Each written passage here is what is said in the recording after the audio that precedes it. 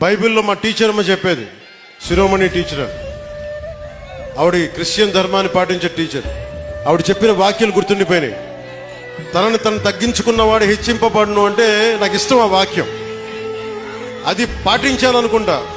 60 సీట్ల పోటీ చేద్దాం అనుకుంటే లేదు 40 చాలు.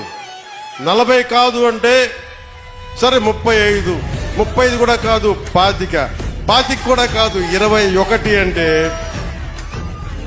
21 మొత్తం గెలుపు దేశం మొత్తం మాట్లాడుకునేలా చేసింది. అంటే ఇది బైబిల్ సూక్తి గుర్తొచ్చింది.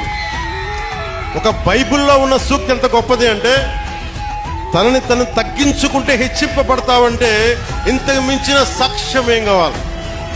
21 స్థానాలకి నువ్వు పోటీ చేస్తే 100% గెలిచి దేశమంతా మాట్లాడుకున్న